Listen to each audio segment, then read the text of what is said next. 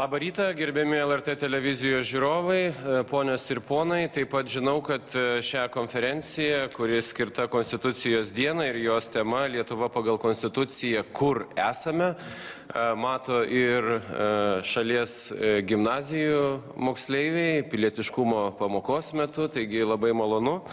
Ir šį vakarą, šį rytą tiksliau kalbėsime apie pasiekimus ir iššūkius, su kuriais susidurėme, kurdami valstybę, teisėkūros kokybę, šalies raidą lemiančius sprendimus, konstitucinio teismo vaidmenį, žiniasklaidos indėlį ir atsakomybę, konstitucijos stabilumo svarbą ir, žinoma, pagrindinio šalies įstatymo pažeidimų daromą žalą. Šioje konferencijoje susirinkę žinomi politikai, teisės ekspertai, politikos apžvalgininkai ir politologai. Visų nepristatysiu, juos susipažinsime su kiekvieno diskusijos metu ir manau, kad visuomenė apskritai šios žmonės kuo puikiausiai žino. Taigi, ponia Kūri, kreipiuosi į Egidijų Kūrį, teisės profesorių, buvusi Konstitucinio teismo pirmininką. Ponia Kūri, kaip jūs apibūdintumėte, su kokiais pagrindiniais iššūkiais šiuo metu susiduria valstybė turinti gyventi pagal jau 21 metus veikiančią šalies konstituciją? Labas rytas visiems žiūrintiems šią konferenciją. Vieną iš karto dalyką turėčiau patikslinti, kad konstitucija dar neveikia 21 metų. Ta data, kai konstitucija įsigaliojo, yra lapkričio 2 diena. Tai lapkričio 2 dieną galėsim sakyti, kad konstitucija veikia 21 metus. Bet iš tikrųjų prieš 21 metus konstitucija buvo priimta tautos balsavimu. 21 metai konstitucijų istorijoje yra labai neilgas laiko tarpas. Ir vis dėlto Lietuvoje, kuri turėjo per savo istoriją daug konstitucijų ir nuolatinių ir laikinųjų, šita konstitucija galioja ilgiau negu bet kuri kita. Tiesą sakant, dvigubai ilgiau negu 28 metų, daugiau negu dvigubai ilgiau negu 28 metų konstitucija, kuri yra antroji šitoje eilėje. Ir aš manau, kad vienas iš iššūkių, nes aišku, tų iššūkių yra labai daug ir mes matyt prieisime prie konkrečių klausimų, bet vienas iš iššūkių yra tas, kad nors žodis konstitucija yra jau įėjęs į mūsų leksikoną ir labai dažnai yra jisai vartojamas mūsų kasdienėme diskurse, mūsų įvairiuose debatuose, politinėse ir kitokiuose, bet reikia pasakyti, kad didelė dalis žmonių nėra susipažinę su konstitucija, taip pat ir tų žmonių, kurie yra balsavę už ją. Kadaise prieš keletą metų Veido žurnalas buvo atlikęs apklausą ir paradoksalu, bet 70% žmonių apklaustų sakė, kad jie nėra skaitę konstitucijos, o kartu 70% atsakė, kad jie norėtų, kad konstitucija būtų keičiama. Tai manau, kad tai yra vienas iš didelių iššūkių, kad mes dažnai nesuprantame, kaip visuomenė konstitucijos stabilumo svarbos. Pone Sinkevičiau. Tai konstitucija neretai suprantama kaip visuomenės sutartis. Taip tariant, visuomenė, tauta, žmonės susitarė gyventi pagal tam tikrus principus, pagal tam tikrą vertybių sistemą. Ir labai svarbu, kad ši vertybių sistema, principai, kurie yra įtvirtinti konstitucijų, taptų visuomenės savastimi, visuomenės dalimi. Kad konstitucija gyventų valstybės valdžios institucijų sprendimuose, pareigūnų sprendimuose, valdininkų priimamuose sprendimuose, požiūrį į žmogų ir taip toliau. Tai šito, man atrodo, mes dar nepasiekėme. Bet tai, kad vis daugiau žmonių sugeba pasiremti konstituciją, gindami savo teises, kad konstitucinis teismas sugeba spręsti kartais labai sudėtingus ginčius tarp institucijų dėl jų kompetencijos ir kad ta vertybių sistema vienaip ar kitaip įsitvirtina visuomenė, tai matyt labai didelis konstitucijos nuopelnas. Ačiū Jums ir aš norėčiau turbūt eiti prie konkretesnių dalykų, prie visiškai konkrečių pastarojo meto aktualijų ir turbūt kreipiuosi į Julių Sabatauską, Seimo Teisės ir Teisėtvarkos komiteto pirmininką. Seime jau įvyko balsavimas dėl 74 konstitucijos straipsnio pakeitimų. Su kuo tai susiję šie pakeitimai? Ar su koalicijos vidaus interesais atverti kelią per apkaltą nušalintam prezidentui aktyviai grįžti į nacionalinę politiką, ar tai yra susijęs su kažkokiais kitais argumentais? Tik mikrofoną įsijungti. Taip. Sveiki, aš pirmiausia vis tik norėčiau pradėti nuo tokių vertybių kaip konstitucijos stabilumas. Ir iš tiesų, peržiūrėjus mūsų konstitucijos gyvavimo laikotarpį, yra padarytos 9 pataisos. Daug tai ir mažai, 9. Taigi, pažiūrėjus kitų valstybių, kuriuose galiojanti konstitucija galioja ne vieną dešimtmetį, o kai kurios skaičiuoja ir šimtmečiais, ten tų pataisų yra tikrai nedaugiau. Vadinasi, kiekviena valstybė vertina ir gerbė savo konstituciją ir nesistengia jos pernelyg dažnai keisti. Ir šią prasme Lietuva, jeigu tai pasižiūrėjus, iniciatyvų keisti konstituciją buvo dar daugiau.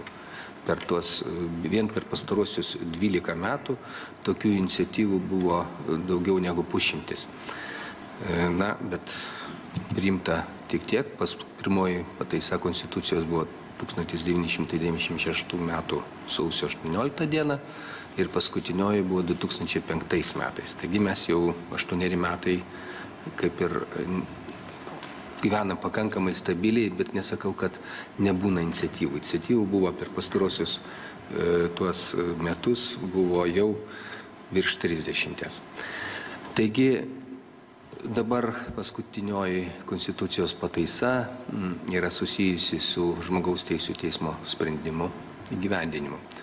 Tai yra žmogaus teisų teismas Strasbūre priėmė sprendimą, kad asmeniui, kuriam atimta teisė, pasyvioji rinkimų teisė kandidatuoti ir teisė būti renkamam, negali būti visam gyvenimui. Kad tai yra pernelyg neproporcinga, sakysim, tai bausmė. Ir buvo įvairių bandymų. Vyriausybė buvo sudariusi darbo grupę, kuri pasiūlė keistą, bet pasiūlė kelis variantus keitimo, tiek 1 straipsnio, tiek 2 ar 3 straipsnių. 3 variantai buvo pasiūlyti. Ir po to, taip, iš tiesų vyriausybė neturi iniciatyvos teisės, bet vyriausybė yra atsakinga už Strasbūro teismo sprendimo įgyvendinimą. Tam yra ir specialiai paskirti žmonės, kurie dirba tokį darbą. Taigi buvo pateikti ta medžiaga Seimui. Seime mes Teisėtvarkos komitete sprendėm praeitoj kadencijai ir buvo vis tik toks variantas priimtas, kad galbūt keisti konstitucijos nereikia. Nors aš visada laikiausi pozicijos, kad vis tik tai konstitucinio teismo nutarimo įveikti mes kitaip negalime, tik tai darydami intervenciją į konstituciją. Aišku, nevadinčiau to konstitucijos pakeitimu, o tiesiog papildymu, nes būtent, jeigu kalbant apie asmens pašalinto apkaltos proceso tvarka iš pareigų arba netekusio mandato, Konstitucijos 74 straipsnis nenumato jokių kitų teisinių pasiekmių, tik pašalinimą. Vadinasi, kai nėra nieko kito, tai ir tiesiog norėčiau pasakyti, kad Konstitucinis teismas turbūt neturėjo kitos išeities, kaip pasakyti, kad tas asmo negali visą likusį gyvenimo laikotarpį, nebegali eiti tų pareigų ar kitų pareigų, kurios susijusios su priesaikos davimu. Todėl, bet Seime buvo priimtas toks sprendimas, buvo parengtas įstatymo pataisos, įstatymas buvo priimtas, tačiau jisai buvo apskųstas Konstituciniam teismui. Konstitucinis teismas dar kartą pakartojo, kad tokiu būdu šitos problemos spręsti negalima, kad būtina, kad toks įstatymas prieštarauja Konstitucijai ir būtent reikia daryti konstitucijos pataisas. Ir pabaigoje praeitos kadencijos tokia iniciatyva gimė ir šios kadencijos metu dirbo ir konstitucinė komisija, ir pagaliau komitetas. Ir štai vyko 22 dieną pirmas balsavimas. Norėčiau kreiptis turbūt į Stasį Šedbarą. Pone Šedbarai, Europos žmogaus teisų teismas pasisakė apie asmens nušalinto iš pareigų per apkaltą galimybės kandidatuoti į parlamentą. Šiuo atveju konstitucijos pataisos atveria kur kas didesnės galimybės. Kaip tai vertinti? Koks būtų jūsų komentaras? Tai mano komentaras iš tiesų toks ir būtų. Aš labai atsargiai ir gan skeptiškai vertinu tokią konstitucijos pataisą, kurią mes turime traktuoti kartu su konstitucinio įstatymo projektu. Nes jinai viena savaime nieko nepasako. Nei įstatymų leidėjai, nei visuomenė nežino, apie ką mes kalbam, į ką nukreipia blanketinė norma. Ir iš tiesų problema čia yra ta, kaip teisingai pastebėjote, kad žmogaus teisų teismas kalbėjo tiek apie vieną mūsų konstitucinio teismo interpretacijos aspektą, tai yra galimybė kandidatuoti į parlamentą. Ir konvencija, ir papildomi protokolai tik apie tai ir kalba. Vadinasi, nebuvo kvestionuojamas, nors bandė pareiškėjai žmogaus teisų teisme ir kitus aspektus kelt, bet nebuvo kvestionuojamas draudimas kandidatuoti prezidentus ir apie kitas pareigybės, kurios susijusios su priesaika, nebuvo kalbama. Tai jūs sakot, kad čia kalbam šiuo metu jau apie politinę valią praplėsti, ar ne? Tai būtent, apie tam tikrą daugumos politinę valią praplėsti. Tai aš čia matyčiau, kad konstitucinių įstatymų bandoma būtų įveikti konstitucinio teismo nutarimą. Nes ten mes kalbam tik apie parlamentaro arba galimybę kandidatuoti į parlamentą, į atstovaujamąją demokratiją, o šiuo atveju yra politinė valia dabar suformuota tokia ir mes matom projektu, konstitucinio įstatymo projektu, kad bandoma įveikti konstitucinio teismo nutarimą ir kitais aspektais, tai yra ir galimybės kandidatuoti valstybės vadovus. Tai šiuo atveju iš tiesų, jeigu mes matom problemą, kaip ją išspręsti apskritai, pašalinto asmens apkaltos būdu suvedimą į vieną asmenį, kas tikrai, matyti, yra nepriimtina. Mes turbūt galėtumėm ir politikos apžvalgininkų, gal ponas Šindeikis ar ponas Laučius ar kiti kolegos galėtų pasidalinti savo įžvalgomis, kaip jiems susidaro įspūdis vertinant tas konstitucijos pataisas. Gal ponė Laučiu, prašau, ar ponas Šindeikis? Buvo kalbėta apie konstitucijos kaip stabilumo veiksnį, konstitucijos vaidmenį ir iš tikrųjų tas vaidmuo yra nepaprastai svarbus. Kodėl šiandien, kai buvo cituota turbūt Veido daryta apklausa, kodėl šiandien tiek žmonių nori keisti konstituciją, galima svarstyti, ko gero matyčiau vieną galimų priežasčių, tai tam tikra vartotojiško mąstymo įtaka. Šiandien mes dažnai girdime, kad tai, kas nauja, būtinai yra gera, tai, kas atnaujinta, būtinai yra geriau.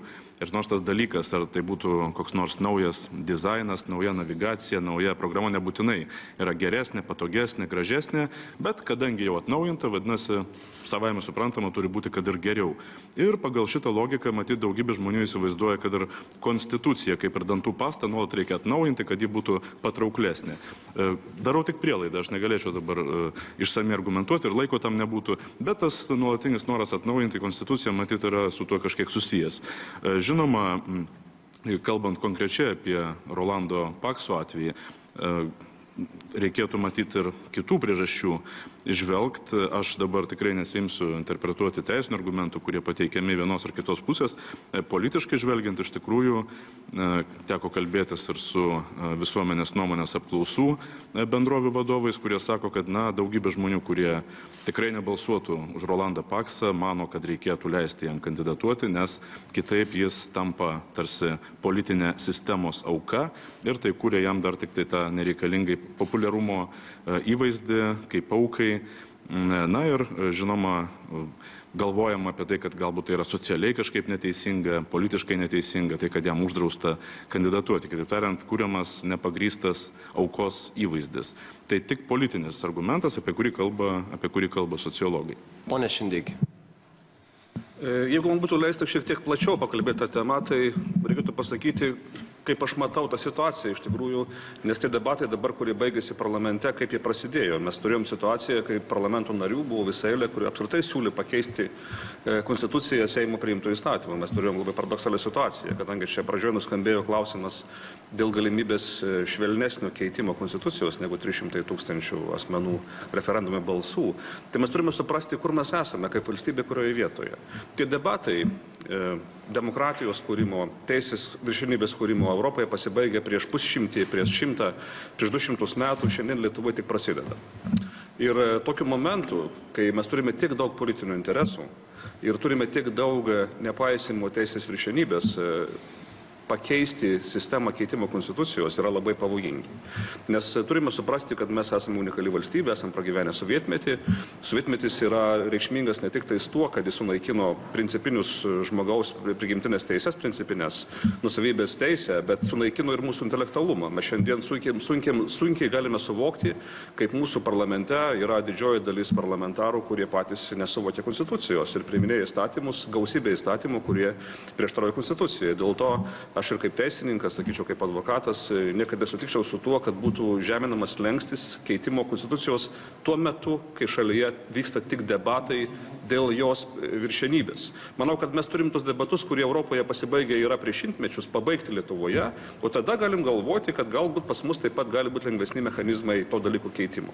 Na, kita vertus, reikia pastebėti būtent šitą klausimą susijusi su vienu garsiu asmeniu, kuris yra pašalintas iš prezidento posto, apkaltos būdu. Klausimas buvo minėta, kad veide buvo viena apklausa dėl keitimo konstitucijos. Ten taip pat buvo kita apklausa, kurioje buvo klausima yra, kiek žmonių pasisako už tokį sprendimą Konstitucinio teismo, kuris buvo priimtas, kad Paksas niekados nebegali užimti jokių pareigų, kuriuos reikia prisiekti. Tai tokių asmenų buvo daugiau negu 50%. Ir buvo didžiausia grupė asmenų, kita, kuris sakė, kad tokio turėtų būti nuobauda apie 20 metų. Ir mes matome, kad parlamentarai iš tikrųjų turi savo valią vidinę ir jie gali patys labai lengvai spręsti, kad tai, tarkim, yra 8 metai. Na, iš tikrųjų klausimas yra jaunos demokratijos, ar tikrai jinai gali leisti savo politiką, kuris yra šiurkščiai sulaužęs priesaiką prieš konstituciją, po 8 metų jam vėl leisti įsilieti į šalies politinį gyvenimą. Tas klausimas nėra net keliamas parlamente, tas mane šiek tiek stebina. Nes taip diskutuojama nėra rimtai dėl pačio termino. Supraskime, ką padarė Strasbūro žmogaus teisų teismas ir kokia yra jo funkcija iš tikrųjų didelė. Jis kūrė bendrą standartą visų Europos tarybos valstybių. Tai yra didžiulė šeima, kuri jungia ir Turkiją, ir Azerbaidžaną, ir Vokietiją, ir Didžiąją Britaniją. Ir tiem žmonėms reikia surasti bendrą standartą demokratijos veikimo, žmogaus teisų laikymus yra. Ar egzistuoja toks standartas šiandien? Ir ar jisai gali būti toks pat Lietuvoje ir toks pat Didžiojoje Britanijoje? Na, iš tikrųjų, Strasbūro žmogaus teisų teismo teisėjai, jie turi tą pareigą surasti standartą. Bet mes taip pat turime turėti blaivų protą ir nepasispęsti savo tų spąstų. Matydami Lietuvos politikos kokybę, mano asmeninė nuomonė, daug metų stebint ją, jinai yra vis dar kol kas degraduojanti. Dėl teisės viršenybės klausimų yra, manau, kad šitais klausimais tik būti labai atsargus. O teisinė technika, ta, kuri dabar yra diskutuojama Seime, tai be abejo labai svarbus dalykas yra, bet mes negalime užmiršti esminių dalykų.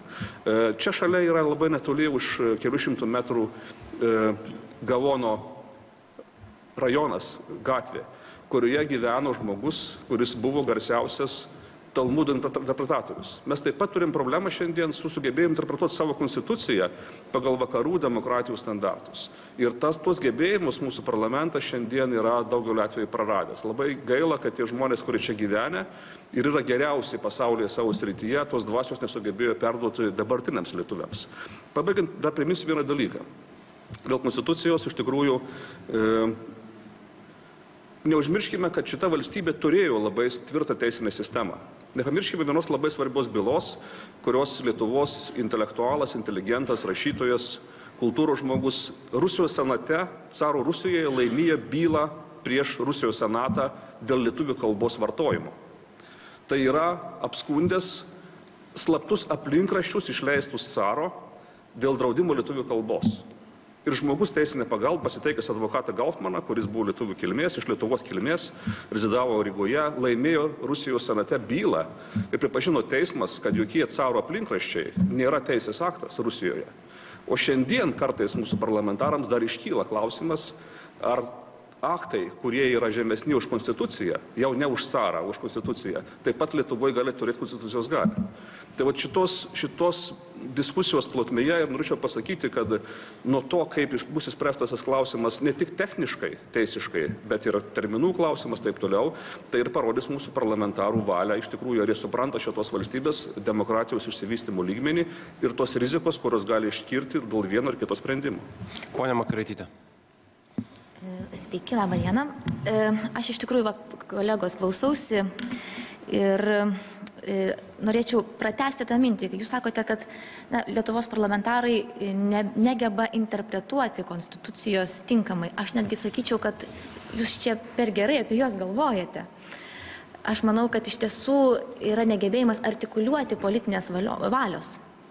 Nes Konstitucijai, man atrodo, kad didžiausią žalą daro tai, kad ji yra naudojama politiniai kovai. Ir per tos 20 metų naudojimas Konstitucijos politiniai kovai, skirtingų grupių, skirtingų partijų, padarė labai didelę žalą. Apskritai jos prestižui, jos reputacijai ir tam aš įsivaizduoju, kad žmonėms noras keisti Konstituciją atsiranda būtent dėl to, kad jie jau nebepasitikė ne tik pačia Konstitucija, bet ir žmonėmis, kurie ją kūrė ir kurie keičia tą Konstituciją arba nori keisti. Ir aš tiesą pasakius, diskusijose dėl Pakso grįžimo į politiką, į galėjimą būti renkamam, pasigendu vieno vienintelio dalyko - sąžiningumo. Jeigu valdančioji koalicija susitarus yra su Paksu, vienu iš koalicijos partnerių lyderių, kad jie gražins Paksą į aktyvėją politiką, pasakykite tai žmonėm. Nežaiskite Konstitucijos keitimais, normom, įvairiom definicijom, ko žmonės nesupranta. Jūs tiesiog pasakykite, kokia yra jūsų politinė valia. Jeigu politinė valia yra gražinti Paksą, tai gerai, tokia yra politinė valia. Kodėl jūs prisidengėte Konstituciją? Jeigu jūs norite apgauti Paksą ir sužaisti kitokį žaidimą, tai vėlgi yra negražus žaidimas jau prieš savo koalicijos partnerį. Bet ar tai nevyksta valdančioje koalicijoje, tiesą pasakius, aš netikiu. Aš manau, kad ten vyksta dar baisesnių dalykų, kaip ir kiekvienoje valdančioje koalicijoje. Tai aš manau tiesiog dabar šitą Konstituciją patekusi į negarbingų politikų rankas. Tai toks būtų mano komentaras. Prašau, ponia Vabalevičiau. Iš tiesų, ponia Makaraitytė paminėjo mintį, kuri kaip tik dabar paskatino mane truputėlį papildyti. Ir visiškai pritariu jūsų minčiai, kad Konstitucijos prestižas kenčia dėl to, kad piliečiai mato, jog tai yra įrankis politikų žaidimuose. Tačiau tam tikras nusivylimas ir pasibaisėjimas šią praktiką galbūt taptų aiškesnis, jeigu mes į Konstituciją pradėtume šiek tiek skirtingai žiūrėti. Aš linkęs kvestionuoti požiūrį į tai, kad Konstitucija yra piliečių susitarimas, nes jei iš tiesų piliečiai būtų susitarę vienai per kitaip gyventi, nereikėtų dabar tiek metų tus piliečius protinti, priimti Konstitucijos vertybės. Aš siūlyčiau apie Konstituciją galvoti kaip apie virvę. Ne virvę pasikarti, bet virvę surišti politikų rankas. Surišti politikų rankas dėl to, kad siekdami papulti į valdžią jie nedarytų negražių dalykų, tokių kaip paminti demokratijos principus, papuolus į valdžią pernelyg daug jos užsigrėbti, bandyti uzurpuoti ir taip toliau ir panašiai. Vis dėlto, kalbant apie tokią virvę, reikia pripažinti, kad ją iš esmės savo užsirašo patys politikai. Konstituciją priimant vyko debatai tarp politinių partijų lyderių. Ir variantas, kuris buvo priimtas dėl to, kad iš principo ta virvė ir tie suvaržymai, kurie atsiranda Konstituciją priėmus, buvo priimtini politikams, tai yra netrukdė jiems būti valdžioje, netrukdė jiems tuos žaidimus žaisti. Dabar noriu padėkoti visiems Konstitucijos rašytojams, nes dokumentas iš tikrųjų yra labai geras. Kaip politologas galiu pasakyti, kad mūsų valstybės sąrangos su prezidento institucija, bet taip pat su stipriu parlamentu ir premjeru yra labai gera ir tinkama tokiai valstybei kaip Lietuva išeinančiai iš posttotalitarinio laikotarpio. Tačiau yra vienas niuansas. Visos geros sistemos turi tam tikras prielaidas. Taip pat ir mūsų konstitucinė sistema turi prielaidas apie tai, kaip veikia politika. Ir, pavyzdžiui, viena iš tokių prielaidų yra partijų veikla. Kokį vaidmenį partijos vaidina visuomenėje. Jeigu partijos tų vaidmens nevaidina, tai tada visa graži konstitucijos sistema ima buksuoti. Čia panašiai kaip nusipirktum gražų Cadillaką ir pripiltum dizelio. Na, galbūt ar nėra taip blogai, bet situacija yra tokia, kad tam tikros mūsų pokomunistinio gyvenimo realybės, ir apie jas politologai nemažai yra kalbėję, sudaro sąlygas ir netgi paskatas politinėms partijoms pernelyg stipriai nesiremti gyventojų nuomonę. Tai ypač būdinga toms partijoms, kuris deklaruoja dėmesį ir rūpestį neturtingųjų, nepatenkintųjų reformomis interesais. Yra struktūriniai dalykai, tokie, kad politinės partijos atsidūrė valdžioje išplaukiant sąjūdžio bangos, neturėdamos stipriai mobilizuoti elektoratų, jos jau buvo valdžioje, dar neturėdamos savo konkrečių rinkėjų ir jiems reikėjo rūpintis valstybės valdymu, o ne žmonių mobilizavimu jas palaikyti. Kitas dalykas buvo tas, kad labai didelė kaita vyravo. Vieną dieną žmogus buvęs pasiturintis, 95-6 metais galėjo tapti vargšu ir atvirkščiai, buvo sunku orientuotis į elektoratą, tai yra vienas dalykas. Kitas dalykas yra tai, kad gyvename globalaus kapitalizmo laikotarpiu ir labai reikia reaguoti kaip į tam tikrus politinius sprendimus, reaguotų, tarkime, kapitalo rinkos ir kiek kainuotų Lietuvai skolintis, priėmus tam tikrus sprendimus, kurių nori nemaža dalis Lietuvos elektorato segmento.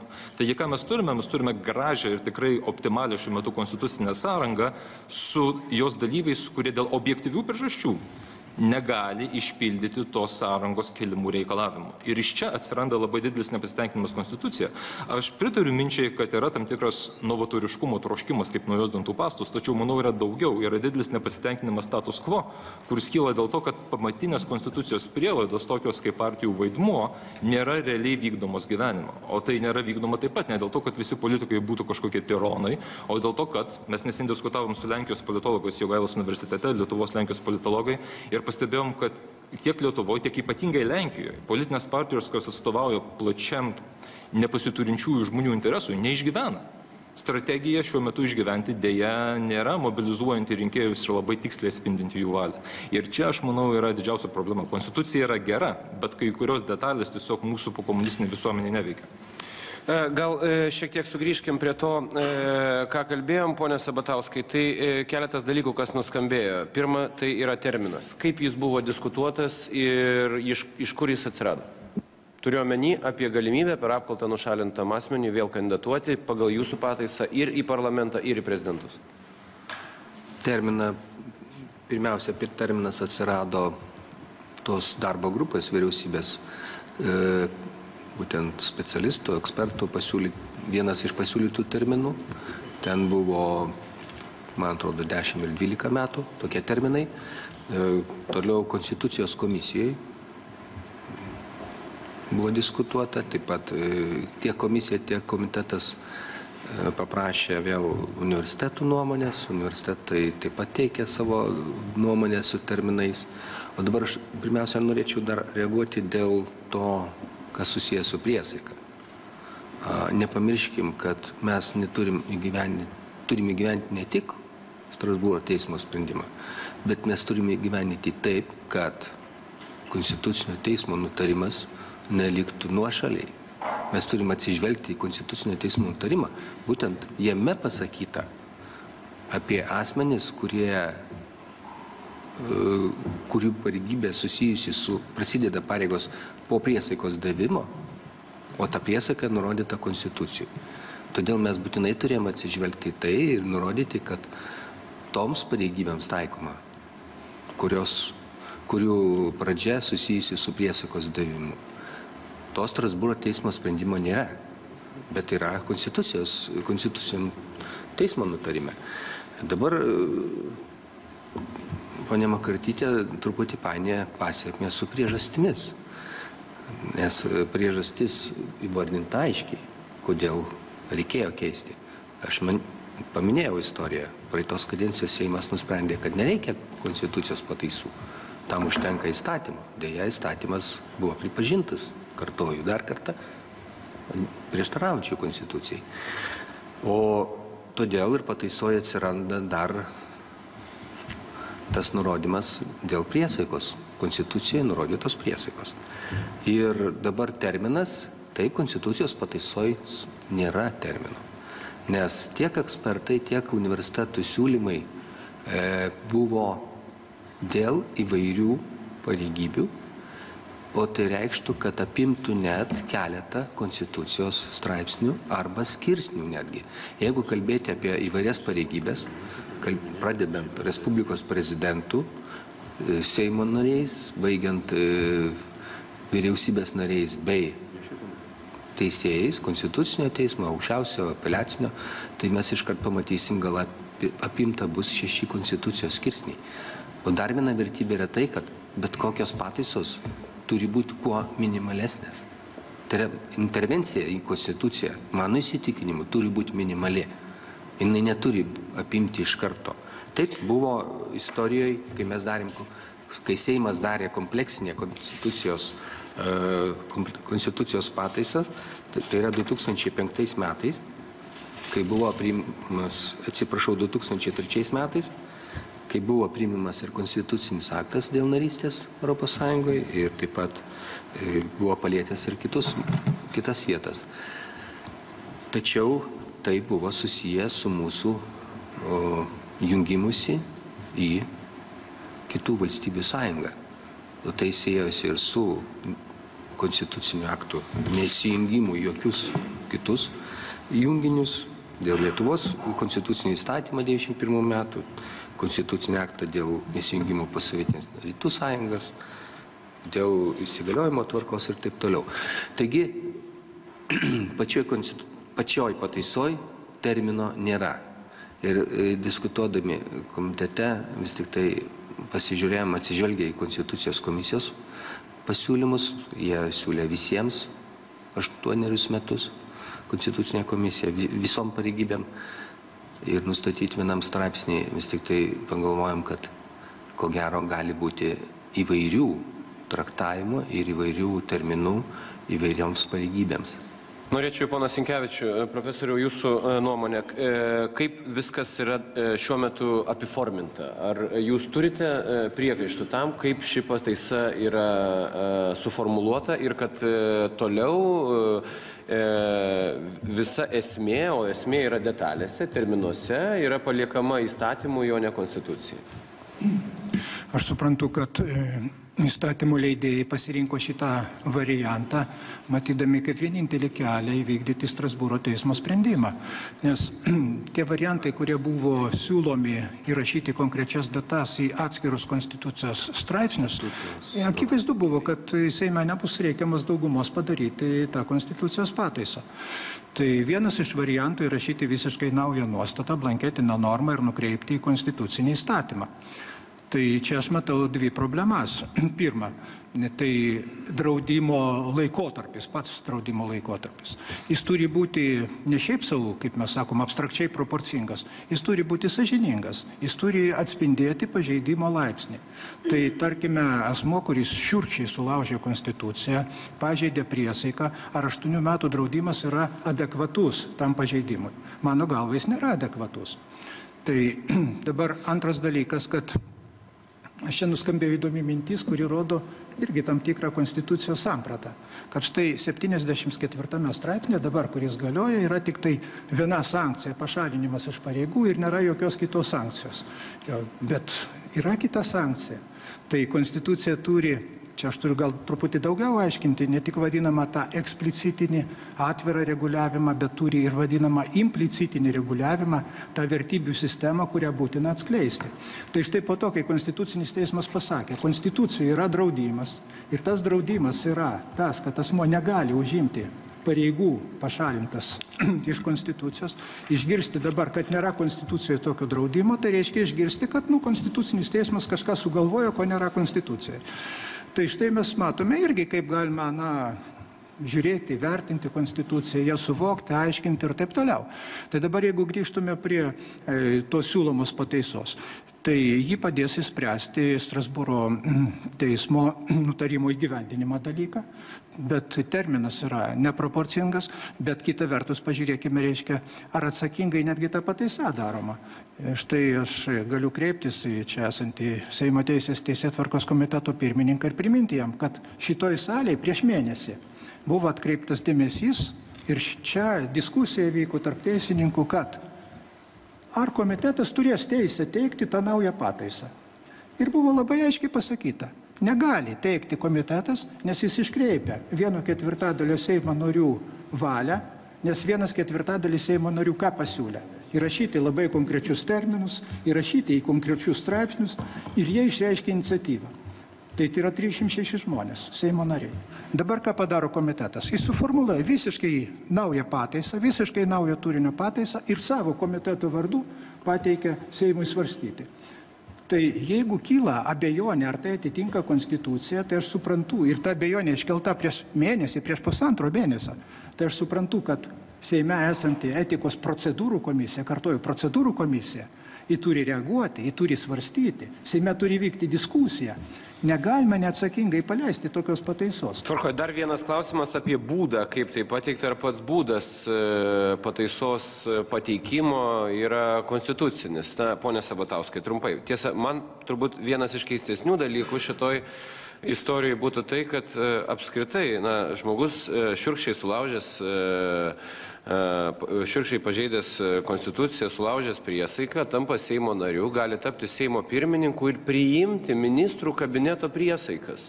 Na, tai net loginė prasme gana keistai atrodo, kaip žmogus pats sulaužęs priesaiką priims kitų priesaikas, nes pagal dabartinę sandarą taip yra. Seimo narys tampa Seimo pirmininku ir priima ministrų priesaikas. Tas atrodo visiškai neįtikėtina net vizualia prasme. Bet grįžtant prie klausimo apie pateikimą, kaip tai buvo įforminta, ponė Sabatauskai?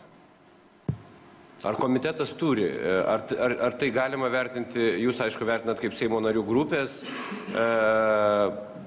inicijuota pataisa, kuri buvo iš esmės turbūt pakeista komitete ir tai yra tąsa tos iniciatyvos. Bet konstitucinės teisės specialistai sako, kad tai yra naujas produktas, nes naujas straipsnis, nauja iniciatyva ir apskritai visa tai, kaip pateikta, jau prieštarauja konstitucijai. Pirmiausia, apie konstitucijos keitimą. Konstitucijai pasakyta taip. Sumanimą keisti ar papildyti Lietuvos Respublikos konstituciją turi teisę pateikti Seimui ne mažesnė kaip 1/4 Seimo narių grupė arba ne mažiau kaip 300 000 rinkėjų. Toliau procedūros nustatytos konstitucijoje nėra. Tačiau konstitucija sako, Seimo struktūrą į darbo tvarką nustato Seimo statutas. Seimo statutas turi įstatymo galią. Toliau statute yra atskiras skirsnis, kur nustatyta procedūra, taip pat pateikimo procedūra, iniciatyvos, pakartota konstitucijos norma ir kaip svarstama konstitucijos pataisa. Kad turi būti pateikimo procedūra, kaip ir visiems kitiems įstatymams. Paskiriami komitetai, pagrindinis komitetas konstitucijos keitimams yra Teisėtvarkos komitetas. Papildomi gali būti ir kiti komitetai. Šiuo atveju pas mus šios kadencijos Seime atkurta konstitucijos komisija, kuri atliko papildomą komiteto vaidmenį ir diskutavo ir svarstė tą pataisą iki pavasario sesijos pabaigos, tai praktiškai gerą pusmetį. Ir Teisėtvarkos komitetas gavo jos pasiūlymą ir svarstė rugsėjo mėnesį. Tai šiek tiek trumpiau, ponė Sabatauskai. Pagal statutą Teisėtvarkos komitetas atsižvelgęs į kitų komitetų siūlymus, pateikė išvadą ir pateikė patobulintą projektą. Tos pačios pirmos iniciatyvos, tai jūs sakot. Patobulintą projektą konstitucijos pataisos, nes pirmą mes turime,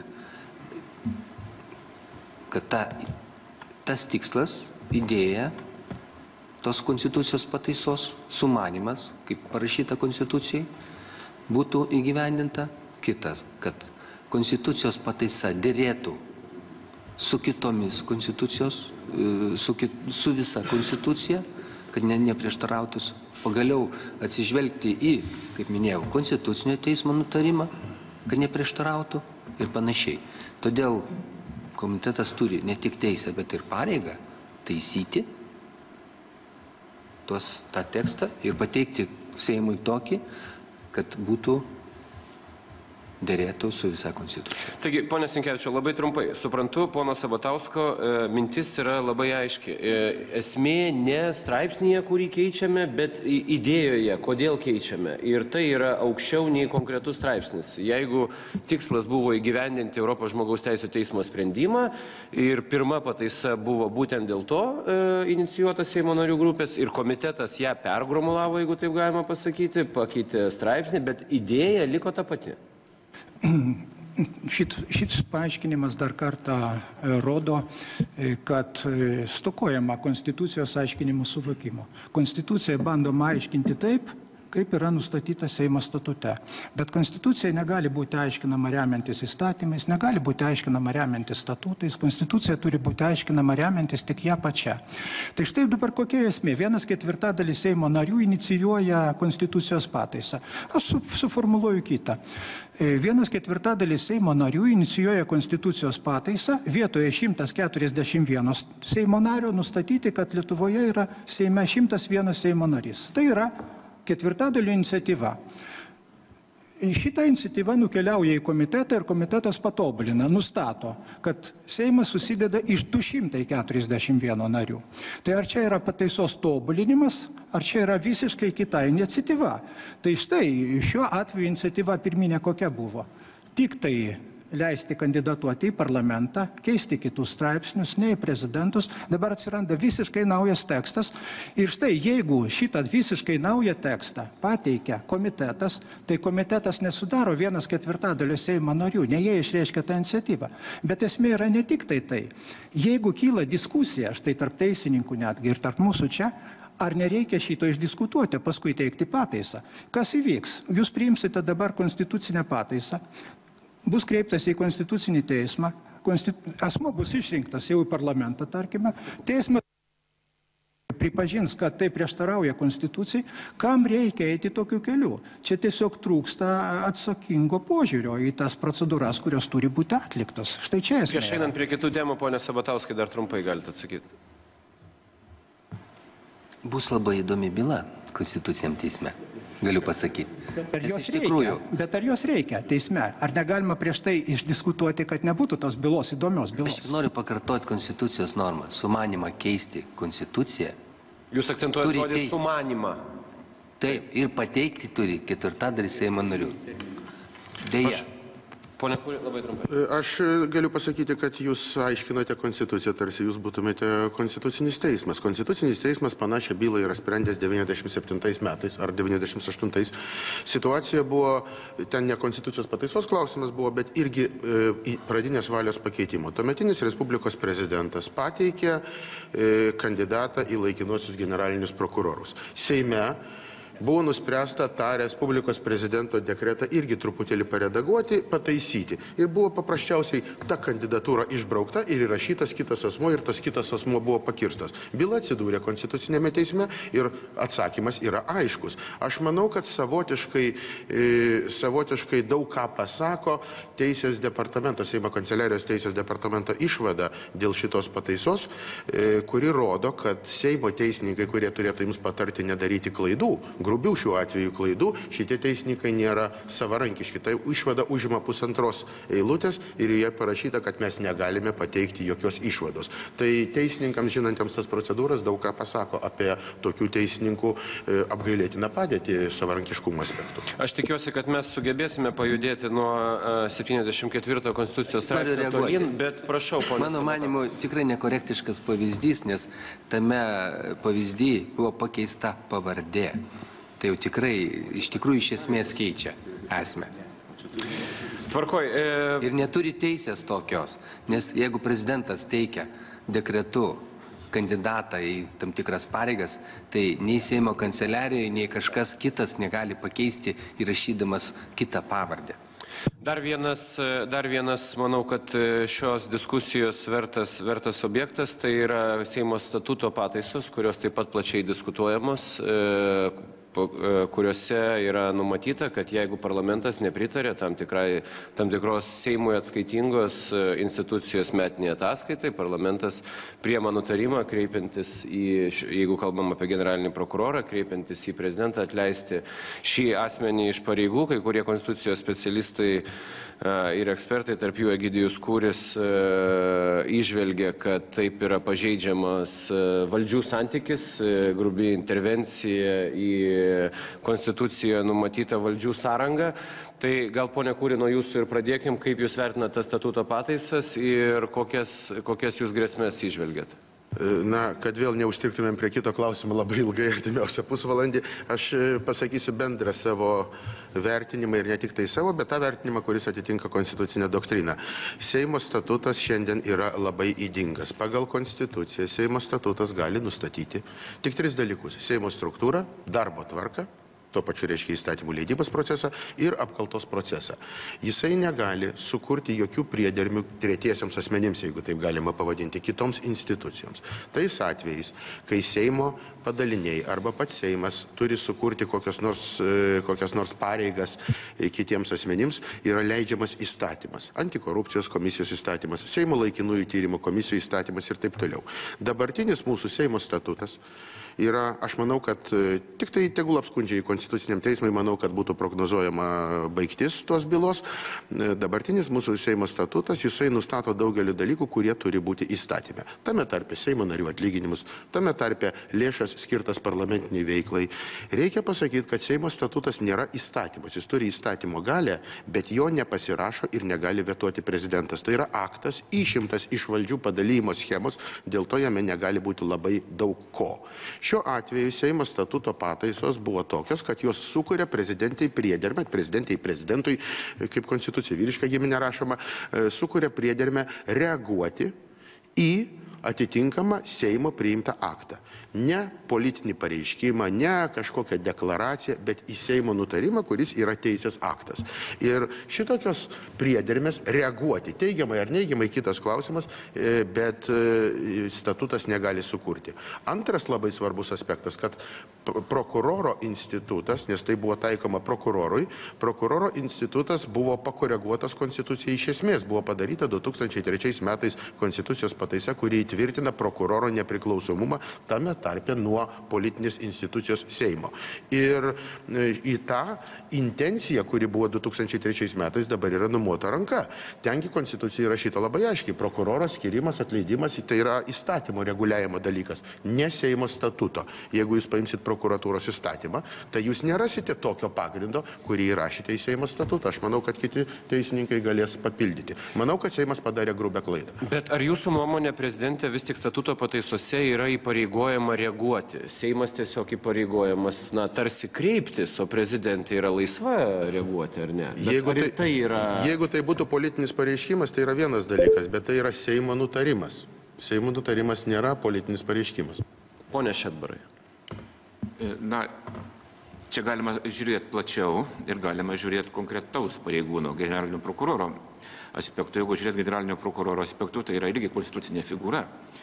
Yra konstitucijoje pažymėta. Yra kitos šalys, kurios galbūt kitaip traktuoja generalinio prokuroro prokuratūros vietą, bet pas mus yra konstitucija taip numačiusi, ir tai nepriklausomumas generalinio prokuroro sistemos, jisai artimas yra teismų nepriklausomumui. Ir šitoj vietoj mes kalbėti galime, kaip ir buvo paminėta, apie sąrangą tarp parlamento ir valstybės vadovo, bet kartu ir tarp labai svarbios teisėsaugos institucijos.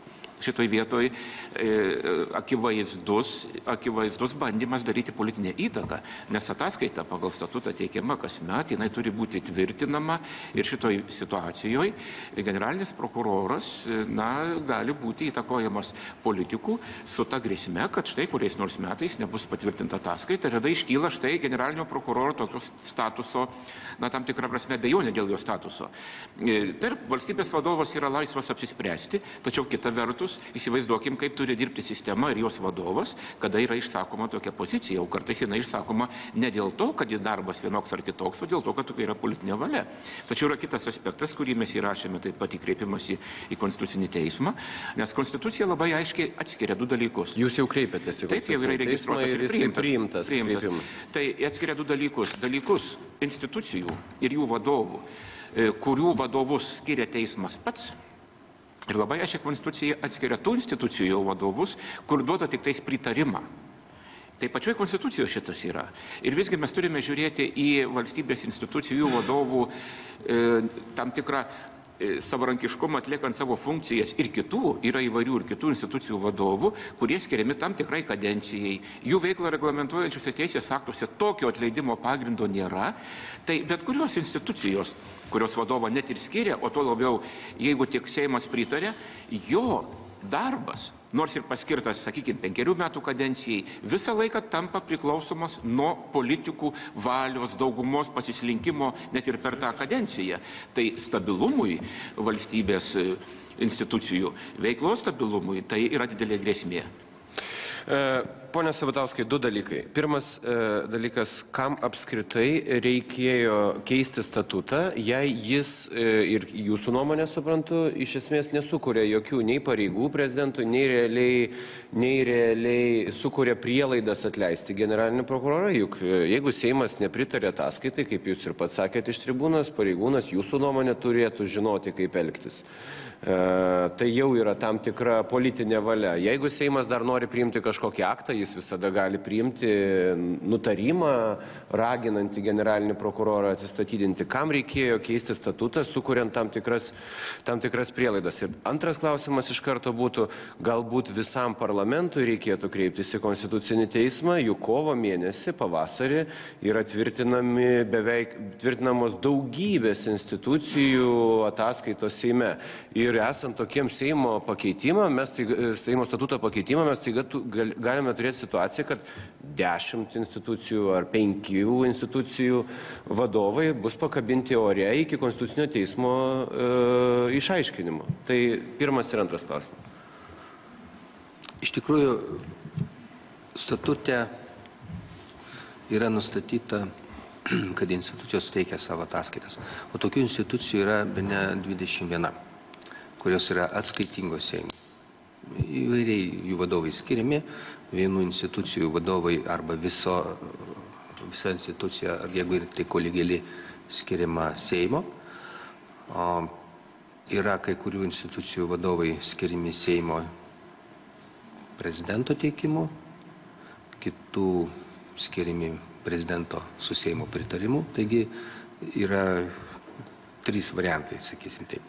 Taigi, kam reikėjo keisti statutą? Iš tiesų, pavasario sesijai buvo svarstamos statuto pataisos, tokios gana nemažai statuto pataisų, kurios buvo susijusios tiek su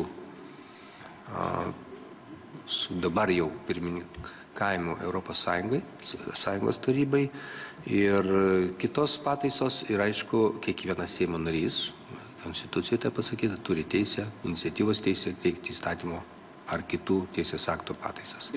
Tokia pataisa atsirado. Bet grįžtant prie klausimo, pone Sabatauskai, dėl statuto. Ir aš paaiškinsiu tiesiog Seimo narių argumentavimą, kodėl jie teikia tokias pataisas. Kad iš tikrųjų labai daug atvejų buvo, kai Seimas nepatvirtindavo ataskaitas. Buvo laikas, kai Seimas kaip ir buvo nustatęs tokią tvarką. Jeigu komitetas mano, kad nereikia Seimui teikti, apsvarsto pats komitetas, kuris atsakingas už tą sritį ir nebūdavo teikiama. Bet šioje kadencijoje buvo vėl grįžta prie visų ataskaitų svarstymo Seime ir tokiai pataisai gimus, kad jinai būtų priimta, reikia 71 balso. Jinai buvo priimta. Tai jų argumentacija buvo tokia, kad absoliučiai jokio skirtumo ataskaitai pritarima, nepritarima, nurodomi darbo trūkumai, nieks nereaguojama, tokie buvo Seimo narių argumentai.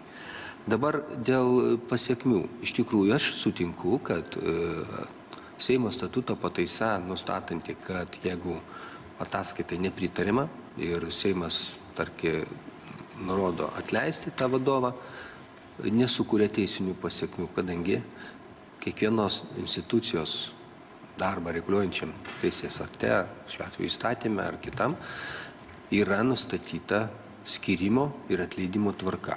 Tai pagrindai. Jeigu tokių pagrindų nėra, tokiam įstatymui aišku, kad jokių teisinių pasiekmių nesukūrė ir įpareigojimo, tarkim, Respublikos prezidentui nėra. Tačiau yra, pavyzdžiui, kitas atvejis, kai ataskaitė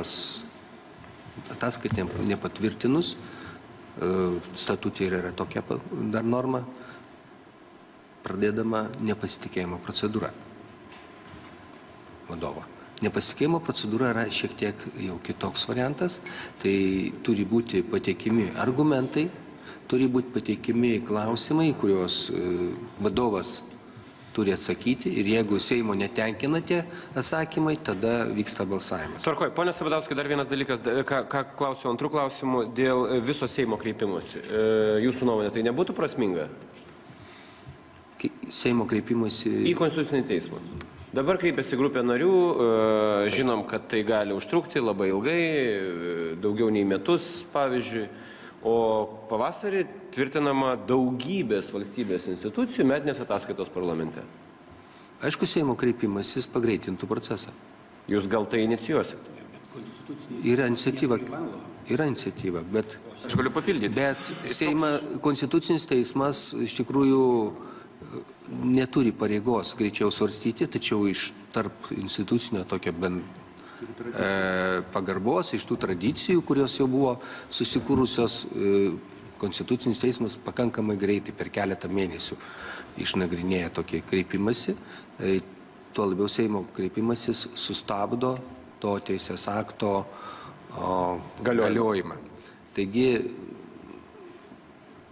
tas iš tikrųjų pagreitintų. Tai toksai yra, nutarimo procesas yra tokia iniciatyva. Tik netraukiamas į darbotvarkę, aš manau, kad tikrai čia jau yra klausimas visų frakcijų interesas ir tikrai sustabdžius skundžiamą aktų galiojimą, aš manau, Konstitucinis teismas niekarto nėra tai buvę, kad nesijimtų iš karto nagrinėti šito klausimą. Tarp kitko, šiais metais pavasario sesijoje buvo nepritarta 2 institucijų ataskaitom. Pateikimo metu. Pone Staselį.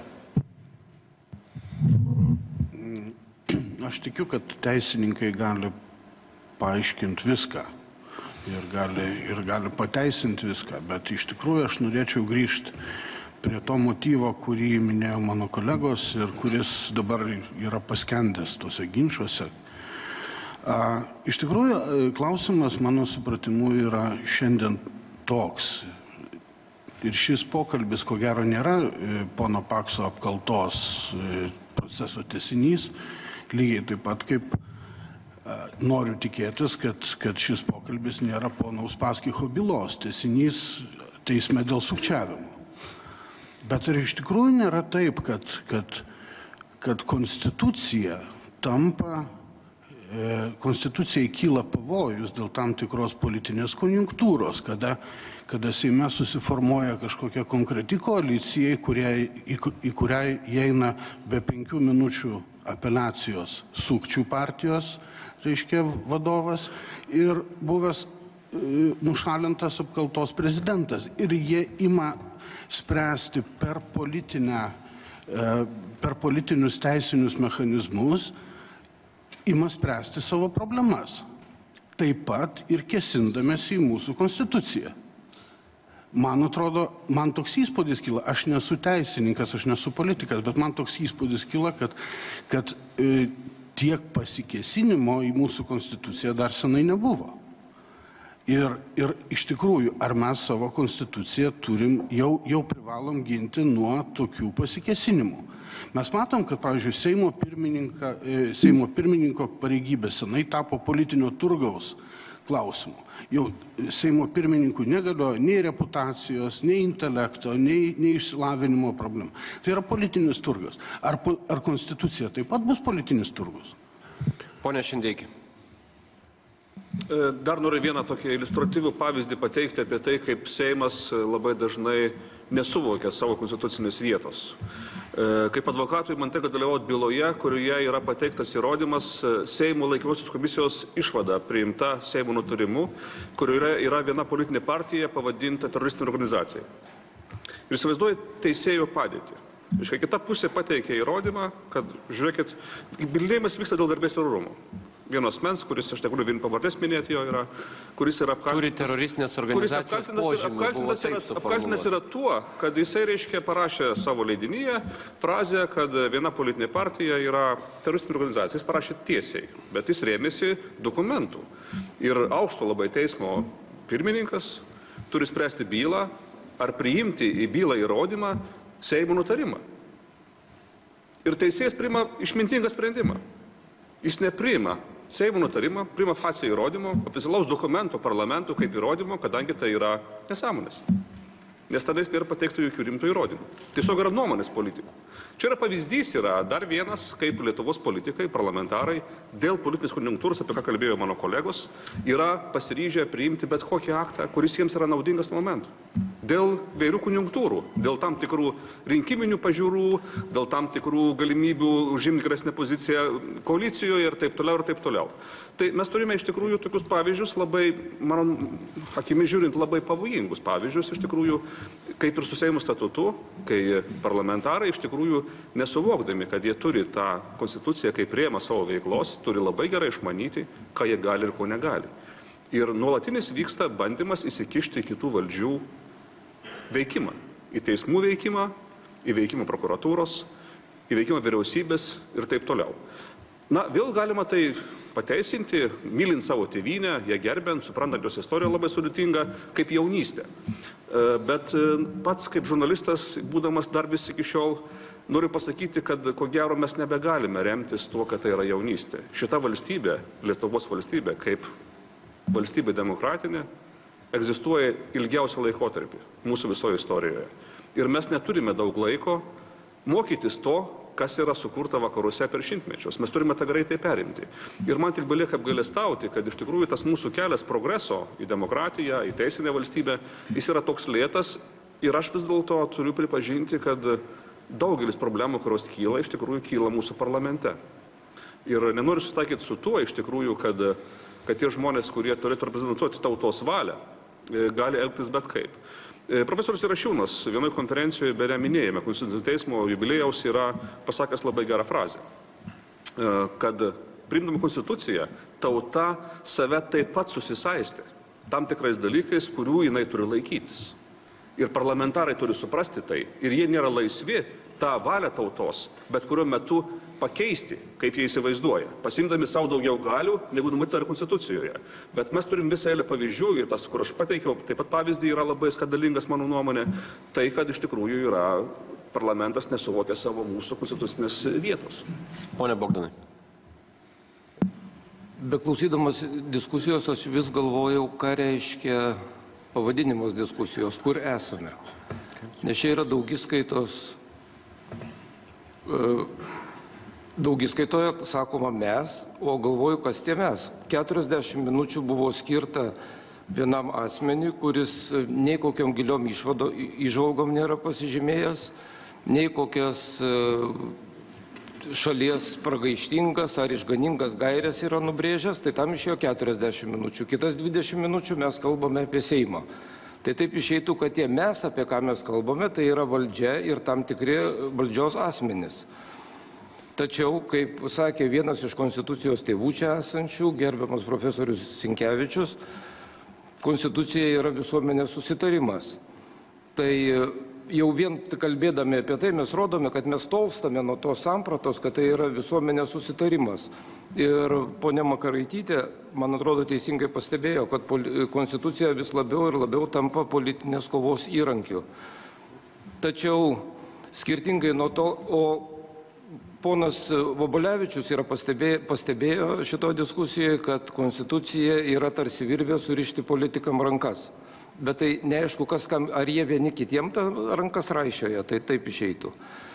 Tačiau aš turiu kitą supratimą apie Konstituciją, kuris galbūt artesnis profesoriaus Sinkevičiaus supratimui ir aš manyčiau, kad tai yra tarsi valstybės stuburas. O iš to per įstatymus ji yra įgyvendinama kasdienėme mūsų gyvenime ir valstybės valdyme. Ir tą atlieka teisėjai. Ir kaip be būtų gaila, šiandien teisėjų prestižas yra be galo menkas Lietuvoje. Ir man atrodo, reiktų galvoti apie tai, kad įvykusi teisėjų prestižo erozija yra tikras signalas, kad toliau vyks ir pačios Konstitucijos gerbimo erozija.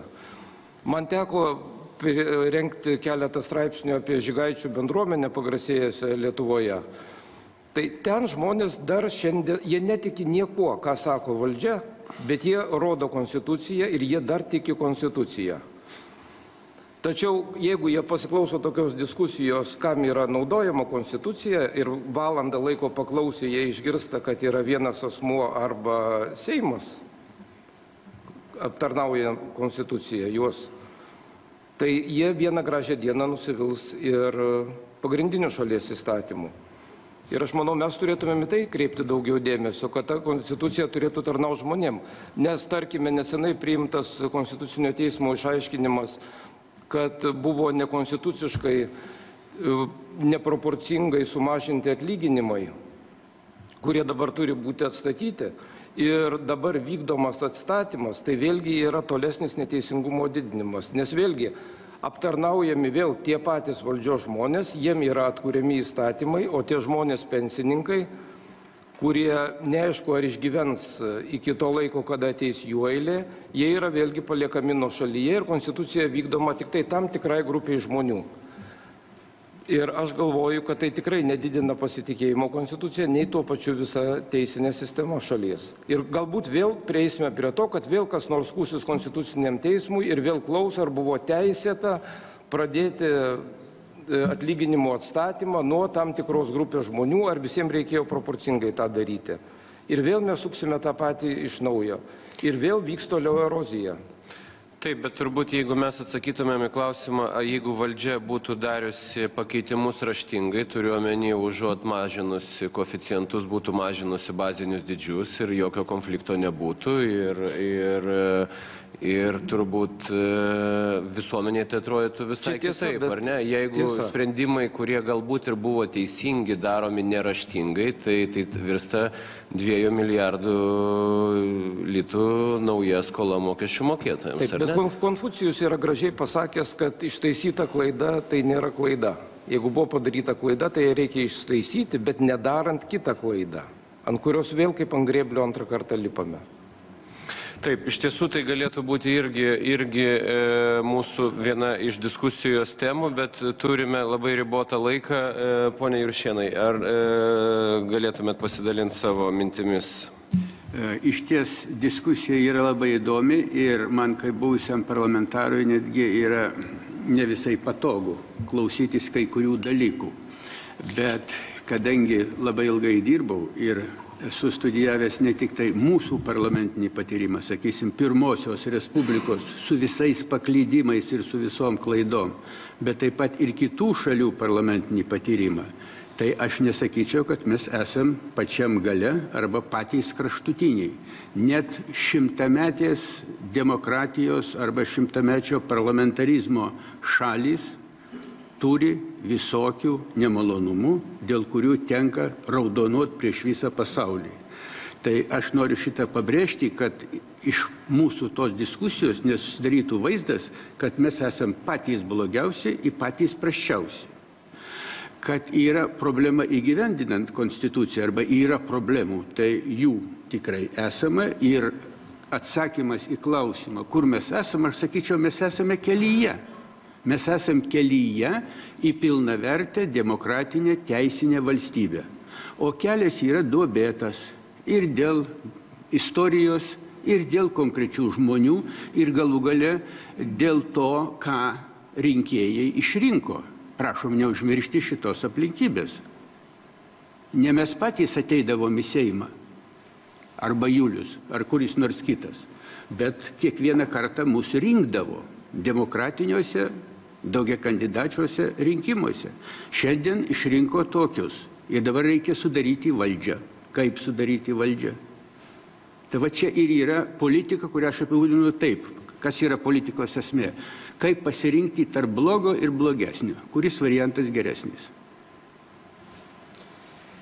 Kitas dalykas - iniciatyva mažinti iki 100 000 piliečių parašų galimybę inicijuoti konstitucijos keitimą. Ir apskritai rinkimai plus referendumas, kas jau tampa šiokia tokia tradicija, yra tinkamas būdas organizuoti demokratinius rinkimus, kai akivaizdu, kad tokiu atveju rinkimuose referendumas virsta esminė ašimi. Pona Šindeikis šiek tiek kalbėjo apie tai pradžioje, gal pratęstumėt savo mintį, pone Šindeikį? Mano mintis buvo tokia, kad, kaip formuluoja ponas Juršėnas, gerbiamas daugiametis Seimo pirmininkas, kad kur mes esame. Ar tokiu momentu, kai mes tik tais einame, ten, kur mes turime būti, yra laikas palengvinti procedūrą naikinimo konstitucijos. Nes mano požiūriu, iš tų 500 iniciatyvų, kurios buvo pateiktos, dauguma yra naikinimas konstitucijos. Tos 10, kurios buvo realizuotos, aš manau, kad jos yra viskas tvarkoje, bet neužmirškime iniciatyvas. Reiškia, tos 500 iniciatyvų gauna lengvesnį barjerą, kurį reikia peržengti. Ir turint galvoj Lietuvos politinę konjunktūrą, kuri dabar egzistuoja Lietuvoje, politinių partijų kokybę, jų valios įsivaizdavimą, visokių asmenių politikų, kurie yra vieni sukčiai, sėdi baudžiamosiose bylose, kiti yra kitur, kurie turi pakankamai didelį pasitikėjimą Lietuvos rinkėjų. Noriu priminti, kad už tą partiją, kuri yra vieno teismo pripažinta jau kaip sukčiaujanti, balsuoja per rinkimus apie 300 000 žmonių. Tai referendumų metu tik trečdalių rinkėjų užtektų, kad priimti tam tikrą sprendimą, reiškia pakeitimą konstitucijos.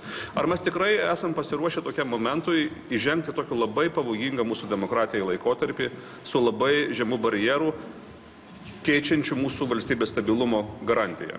Manyčiau, kad tai yra labai pavojinga situacija ir tikrai tokiem palengvinimams yra visiškai nelaikas. Aš tik pataisysiu, kad partija sugebėjo įsisukti nuo pripažinimo jos kaip sukčiaujančios organizacijos, jos lyderiai pripažinti. Jūs esate teisus, kadangi apeliacinis teismas tą klausimą sprendžia iš naujo ir klausimas bus sprendžiamas ir tik paaiškės po apeliacinio teismo sprendimo, ar tas bus patvirtina, kad išsuko, ar bus vėl, reiškia, pateikti kaltinimai iš naujo svarstomi ir bus pripažinta partija kaip sukčiausia.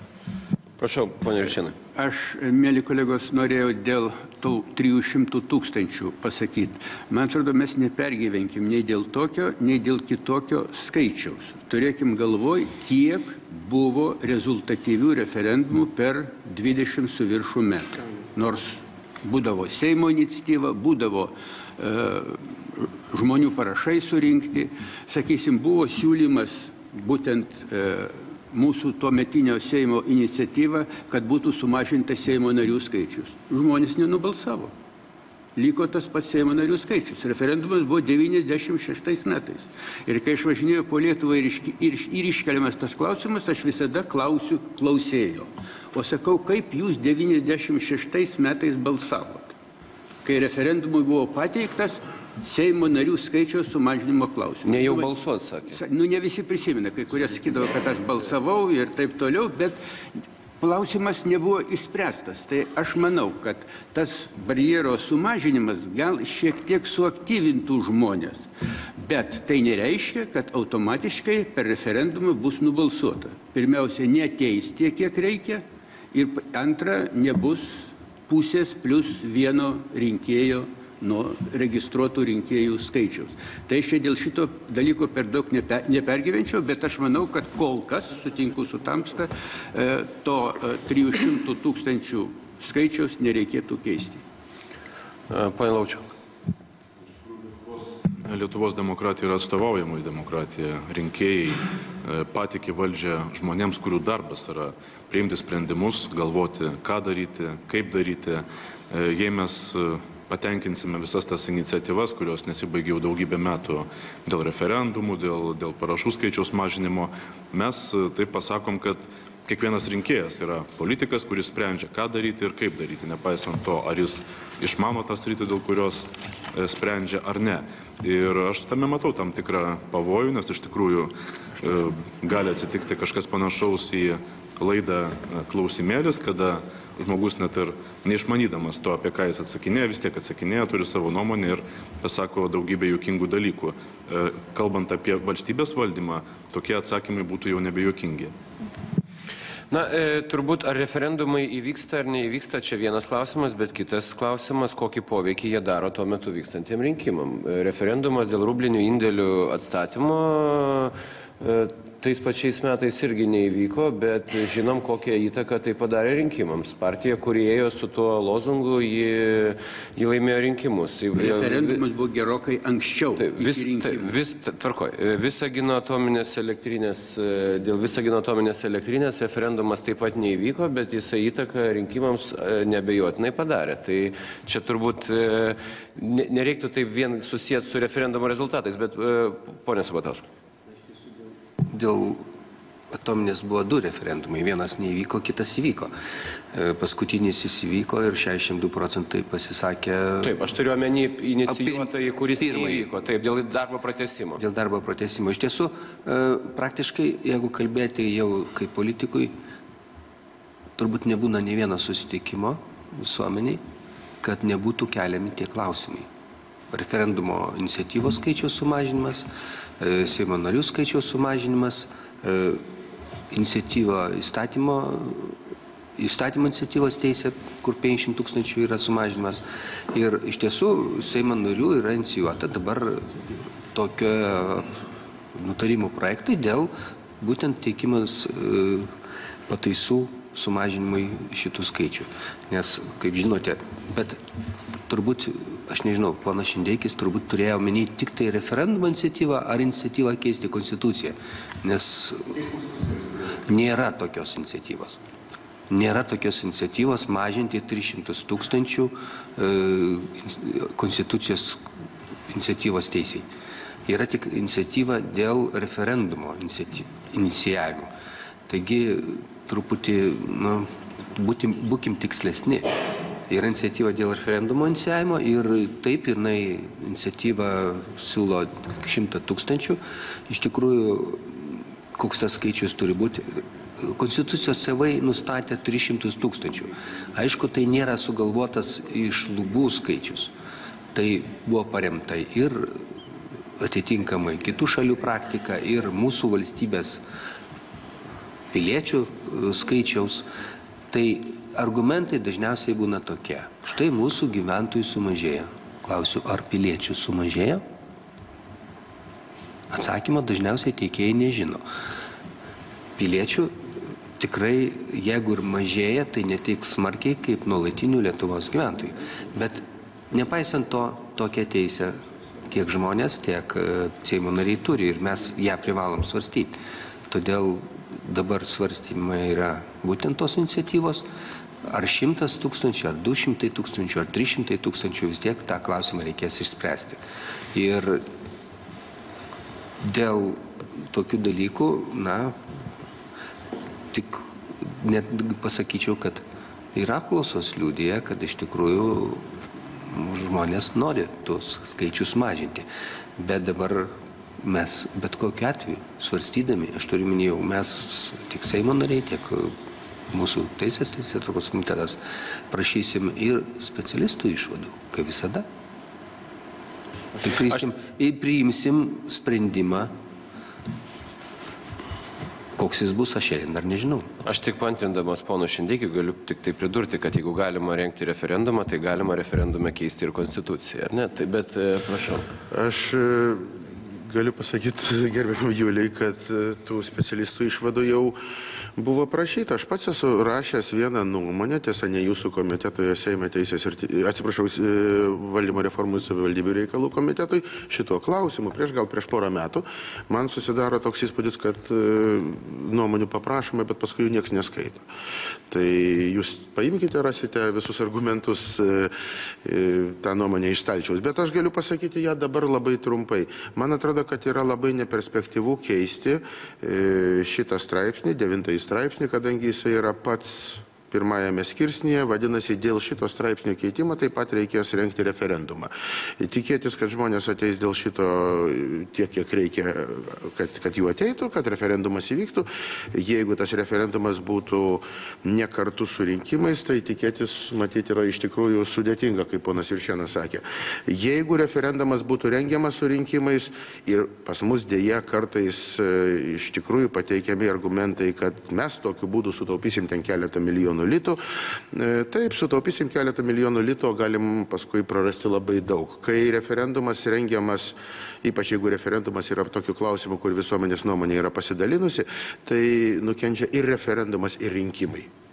Čia akivaizdus dalykas. Referendumas neturėtų būti suplakamas su rinkimais. Bet klausimą galima išspręsti labai nesunkiai.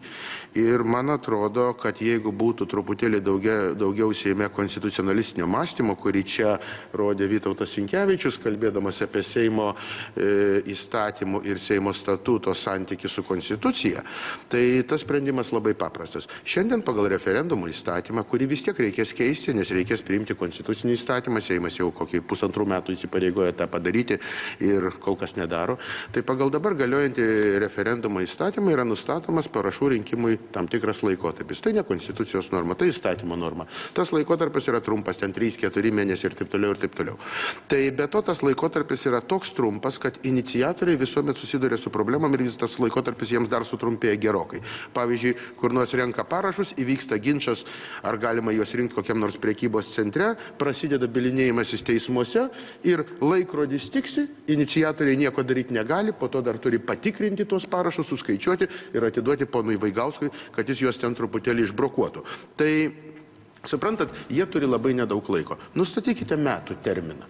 Per metus galima surinkti, jeigu tikrai klausimas aktualus, galima surinkti daugiau parašų. Bet to žmonės balsuotų ne karštakošiškai, nepaskaičiavę. Jie iš tikrųjų rinkėjai turėtų laiko pagalvoti. Jūs sakote ne skaičių mažinti, o terminą ilginti? Terminą ilginti, nustatykite ilgą terminą, tam nereikia jokios konstitucijos pataisos. Tik tai, aišku, tą terminą reikia racionaliai. Patvarkykite procedūras, kad šitas terminas nebūtų iškerpamas ir sutrumpinamas kiekvieną kartą, kai įvyksta konfliktinė situacija su kokiais nors prekybos centro apsauginiais. Ir klausimas išspręstas, bet kodėl šito nedaroma, kodėl žiūrima taip tiesmukai į vieną raidę, į vieną tą skaičių, 300 000 ir nematom viso konteksto. Pone Sabatauskai.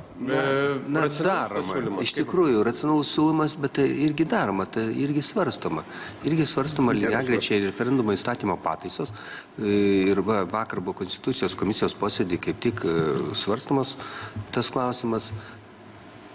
Yra iniciatyvos iš 3 mėnesių 4 padidinti, pusę metų, yra iniciatyva taip pat 12 mėnesių. Iš tiesų, mano įsitikinimu, taipogi ilgesnis laikotarpis rinkimui parašų palengvintų arba pagerintų situaciją. Taip pat yra iniciatyva ne tik tai parašų rinkimo laikotarpis, bet ir dokumento, kurį reikia įrašyti į parašų rinkimo lapus arba duomenų, nes dabar yra reikalavimas įrašyti paso arba tapatybės kortelės numerį. Buvo įvairių iniciatyvų ir asmens kodas, ir dabar yra iniciatyva bet kurio dokumento. Iš tikrųjų, galima ilgai diskutuoti dėl argumentų, kuris geresnis, bet aš tik trumpai negaišindamas, yra tokios iniciatyvos, jos yra svarstamos lygiagrečiai. Iš tiesų, taipogi visiškai teisingai. 9 straipsnį galima keisti tik referendumu ir už tai turės balsuoti daugiau kaip pusė visų rinkėjų. Taigi, iš tikrųjų, netaip lengva keisti. Tuo pačiu yra iniciatyva dėl 11 straipsnio, dėl pilietybės, nes yra amžinas klausimas teisė turėti ne tik Lietuvos pilietybę, bet ir kitos valstybės pilietybę, neatimant Lietuvos pilietybės. Ir šitas klausimas taip pat jau diskutuojamas ne pirmus metus ir ruošiamasi, lyg ir sutarimas yra, kad teikti referendumui kitų metų kartu su rinkimais. Matot, su rinkimais vis tiek yra tam tikras, aš sutinku politologų išvadas, kad galbūt tai ir veikia rinkimų rezultatus, bet jeigu pateiksi referendumą nesurinkimais, yra įvykę tik tai 2 ar 3, kurie buvo kartu nesurinkimais. Ir tai tame tarpe plebiscitas dėl Lietuvos, dėl kariuomenės išvedimo, dėl prezidento, dėl Europos Sąjungos ir dėl prezidento. Dėl prezidento galių, taip. Taip, dėl prezidento galių. Tai va, visi kiti neįvyko. Teisingai, dėl prezidento neįvyko. Tai pažiūrėkit, tik 3 įvyko, 4. Gal čia ir yra atsakymas į klausimą? Ar tokia aktuali problema yra? Taip, mes turim klausimą auditorijoje, prašau, pristatykit ir jūsų klausimas. Labą dieną visi gerbimi diskusijos dalyviai. Esu Aleksandras Špiliauskas iš Vilniaus universiteto. Labai malonu čia visus matyti ir norėčiau pasinaudoti galimybę padėkoti už gan aštrią ir kartu turningą diskusiją, bei kartu pabandyti praplėsti nagrinėjimų problemų sąrašą. Ko gero,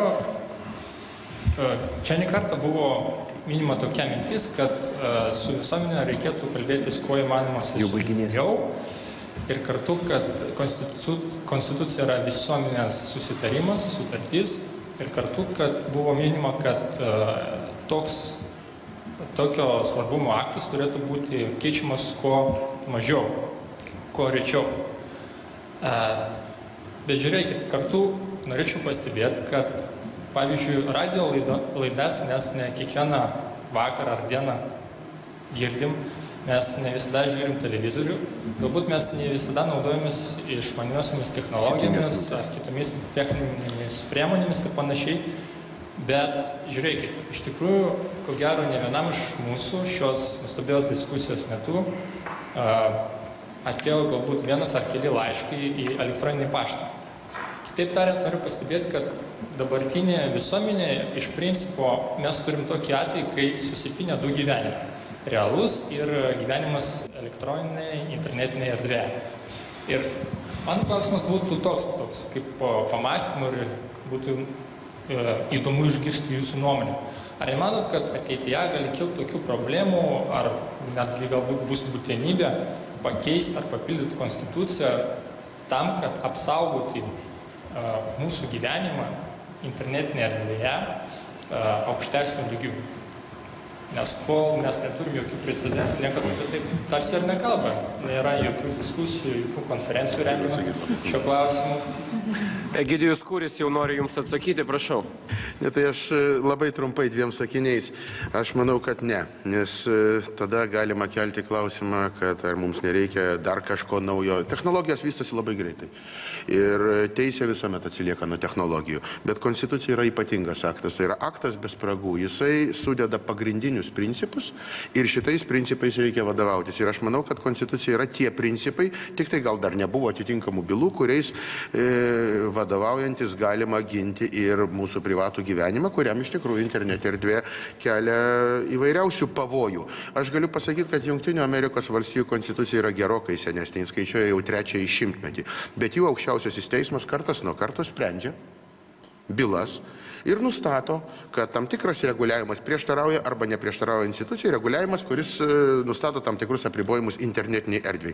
Arba yra kuriozinė byla, labai linksma byla apie automobilių šitos greičio detektorių naudojimą. Tai mes žinom, kad prieš 200 metų nebuvo nei automobilių, nei tų detektorių, bet teismas rado tam tikrus principus, kurių pagalba jisai galėjo išspręsti tuos ginčius.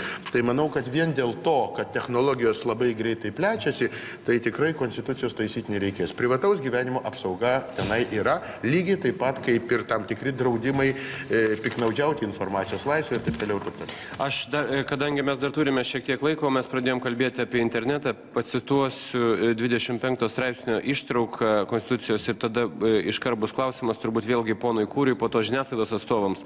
Laisvė reikšti įsitikinimus, gauti ir skleisti informaciją negali būti ribojama kitaip, kaip tik įstatymu. jei tai būtina apsaugoti žmogaus sveikatai, garbei ir orumui, privačiam gyvenimui, doroviai bei ginti konstituciniai santvarkai. Ir klausimas būtų apie bylą Europos žmogaus teisų teisme. Ponui Kūriui turbūt pirmiausia adresuočiau tą klausimą. Delfi prieš Estiją. Labai įdomus precedentas ir kokias pasiekmes tai sukels apskritai internetiniai žiniasklaidai. Aš manau, kad padariniai yra milžiniški arba turės būti milžiniški būtent Lietuvos nekultūringai internetiniai erdviai. Apie komentarus turime omeny, gal jūs galėtumėt supažindinti trumpai su ta byla? Labai trumpai, gal paskui kas nors pratęs, bet tai yra mano manimu fundamentali byla. Delfi bylinėjasi su Estijos valstybė, ta motininė Delfi kompanija, kurios atmainą turime Lietuvoje, ir bylą pralaimėjo. Ir Europos žmogaus teisų teismas konstatavo labai aišku principą, kad už interneto komentaro turinį įžeidžiančius, šmeižikiškus ir visus kitus purvinus komentarus, kurių sklidina mūsų interneto erdvė, atsako pats portalas, kitaip sakant, atsako tas, kas iškabina šitą skelbimo lentą, į kurią kiekvienas gali rašyti savo brūdą. Dar daugiau, man atrodo, kad labai svarbus momentas yra tojame teismo sprendime, jame yra pažymėta, kad iš tikrųjų šitos žiniasklaidos priemonės jos uždirba iš šito purvo, nes kiekvienas tas klikas joms neša pinigus. Man tik tai labai apmaudu, kad mūsų žiniasklaidos priemonės, išskyrus porą labai trumpai pasirodžiusių žinučių, šitą dalyką nutilėjo, beje nutilėjo ir pats Delfis. Tai aš manau, kad šitokiu būdu, nutilėjimo būdu yra dezinformuojama mūsų visuomenė. Ir žaidimo taisyklės iš tikrųjų iš esmės pasikeitė. Šiandien kiekvienas įžeistas, užgautas, nepagarbiai pavadintas interneto komentaruose nebeturi rūpintis, kad policija už mokesčių mokėtojų pinigus ieškotų, kas ten ką parašė. Jisai gali tiesiog pradėti bylinėtis su ta žiniasklaidos priemonė. Mes turim dar vieną klausimą auditorijai, labai trumpai, jeigu galite. Taip, labai trumpai. Andrius Kapišaitis, Seimo kanceliarijos teisės departamento direktorius, kurį gerbiamas Kūris apibrėžė departamentą, kaip nuo kažko priklausoma. Tai klausimas būtų su to ir susijęs. Galbūt gerbiamas Kūris galėtų pateikti kažkokius įrodymus, argumentus, kas daro įtaką mums, tai yra mūsų išvadoms, taip, ir tuo pačiu valstybės tarnybai, kadangi darymas įtakos mums reiškia kartu ir darymą įtakos teisės akto projektui arba gimstančiam teisės aktui. Gerai, supratom klausimą, tik labai, prašau, ponia Kūri, labai trumpai. Kai aš perskaitau išvadą iš pusantros eilutės, kurioje parašyta, kad išvados mes nepateiksime, aš manau, kad jūsų departamentas neatliko savo pareigos, kurią jisai turi nustatytą teisės aktais. Tai manau ir darau prielaidą, kad tokiu būdu kažkas kažkokį poveikį padarė. Kaip, nežinau, bet Vytautas Sinkevičius, kaip kadaise vadovavęs tam departamentui, sako, pasakys daugiau. Labai trumpa replika, prašau, galite atsakyti atgal, bet mes norėtume... Labai trumpai, tikrai atsakysiu. Ponas Kūris nepacituoja iki galo. Ir tokiu būdu jisai klaidina auditoriją, kadangi mūsų išvada buvo kokia, mes negalim pateikti išsamios išvados dėl vienos paprastos priežasties. Tuo metu nebuvo įregistruotas konstitucinio įstatymo pakeitimas. Gerai, viskas supratom, ponia Kūri. Dėl pasikeitusio subjekto ir ne to subjekto, kuris pateikė konstitucijos pataisą, jūs galėjote savo išvadą pasakyti, nepriklausomai koks būtų konstitucinis įstatymas. Dabar aš grįžtu prie to, ką mes kalbėjom, Delfi prieš Estiją ir pono Šindeikio norėčiau klausti ir galbūt pono Bogdano, po to dar ko, kas norėtų iš žiniasklaidos atstovų pasakyti. Ar tai reiškia, kad iš esmės internetinė erdvė, komentarų rašymas aiškiai pajudėjo po šios bylos link registruotų vartotojų ir jokių anoniminių dalykų internetinėje erdvėje jau nebebus? Taip suprasti reikėtų? Ne taip suprasti reikia. Būtent tas buvo pažymėjo teismas, kad negali būti jokios žodžio laisvės teisėtos ribojimų internete. Negalima versti žmonių registruotis, atskleisti savo tapatybę. Anoniminiai komentatoriai, kurie elgesi oriai, garbingai ir sukuria diskusijas, kurios yra vertos demokratijos proceso, yra saugomi konvencijos, jų slaptumas yra saugomas. Kalba yra tik apie tuos komentatorius, kurie pažeidžia žmogaus teises, kurie žemina kitų asmenų garbę orumą, kišasi jų privatų gyvenimą, įžeidinėja ir daro įvairius nusikaltimus šitais būdais yra. Bet šitos bylos esmė kokia yra? Esmė buvo paprasta labai iš tikrųjų, kad iki šiol buvo ir dar taip yra tvirtinama naujienų portalų puslapiuose, kad už komentarus, kurie paskelbti yra, atsako tuos asmenys, kurie paskelbė juos. Strasbūro žmogaus teismas yra pasakęs, kad tai yra neteisėta taip skelbti ir taip sakyti, kadangi yra Atsakomybė tenka tiems asmenims, kurie, kaip sakė profesorius Kūris, sukūrė tą sienlaikraštį, į kurį, reiškia, būtų rašomi tam tikrai dalykai ir dar labiau pasakė, kad toks verslo modelis, jisai gali egzistuoti, jis gali veikti toksai, bet negali būti pažeidinėjimus jokiais būdais žmogaus teisės. Jeigu pažeidinėjimus žmogaus teisės yra, tokiu atveju atsako solidariai, atsako ir tas portalas, kuris tus dalykus skelbia, atsako ir asmuo, kuris yra parašęs tos dalykus. Bet negalime užkrauti asmeniui, kuris yra apšmeižtas, pareigos teisme ieškoti anoniminio komentatoriaus, kad tokiu atveju to turi užsiimti pats skleidėjas informacijos. Čia yra esmė. Sprendime pasakyti dar daugiau dalykų yra, kurie reikšmingi ypatingai jauniems žmonėms yra, kurie čia buvo klausimas, kaip tik jaunų žmogaus iš Vilniaus universiteto, iš tikrųjų dėl mūsų privataus gyvenimo, kitų dalykų internetinėje erdvėje. Iš tikrųjų paradigma informacijos keičiasi, mes visi keliaujam tam tikrais keliais, į tam tikras erdves, kuriuose niekad nebuvome. Visi tampam žurnalistais, ta profesija tampa tokia išplaukusi, tik tais galbūt vieni labiau patyrę, labiau išsilavinę, kiti visiškai nepatyrę, bet mūsų šiandien teisės reiškimosi visuomeniai praktiškai priklauso ne nuo mūsų išsilavinimo, nuo mūsų žinių, o nuo mūsų aktyvumo, nuo mūsų nemigų nakčių ir taip toliau. Gali prirašyti jaunas žmogus, kuris yra baigęs 4 klases, šiandien tiek pat, kiek laikraštis per savaitę, per naktį gali parašyti, tiek internete žinučių, pranešimų ir taip toliau. Ta reikia suprasti. Ir svarbusios dalykas yra tai, kad net ir tokia pasikeitimas informacinės erdvės nereiškia, kad yra pasikeitimai žmogaus teisų apsaugos standartai. Žmogaus teisės, kaip ir buvo, teisė į orumą, teisė į privatų gyvenimą, jos yra saugomas, tokio apimtintyje, kaip ir buvo saugomos. Ir tie asmenys, kurie tuos dalykus pažeidžia, nesvarbu, kas tie asmenys yra, anonimai, ar tai yra portalai, kur organizuoja tokius dalykus, jie už tai atsako visomis baudžiamosios ir civilinės teisės priemonėmis. Bet, kaip sakė ponas Jakelaitis, ar tai yra pasikeitimas, žmogaus teisės yra ginamos tuomet, kai žmogus tais teisės ginasi pats. Jeigu žmonės susitaikys toliau su purvu pilamu ant jų galvų ir nedarys tam tikrų veiksmų teisinių, tai tas purvas bus toliau pilamas. Jeigu žmonės nenorės būti šmeižiami, jeigu jie su tuo kovos, dabar teisinės priemonės tam yra duotos, jos yra labai palankios, civilinės priemonės, byla labai lengvai prasideda ir tą galim padaryti. Klausimas yra žmonių valios, ar jie nori taikstytis su tokiu gyvenimu, ar jie nori pakeisti tai. Iki šiol nebuvo priemonių, dabar jos yra duotos. Kokia bus žmonių valia, labai sunku prognozuoti ir aš manau, kad bus visai. Kągi, mūsų laikas dėja baigėsi, ačiū šios konferencijos dalyviams, ačiū LRT televizijos žiūrovams ir ačiū mokyklų moksleiviams, kurie šį laiką praleido žiūrėdami nacionalinę televiziją. Dėkui visiems dar kartelį, iki malonaus.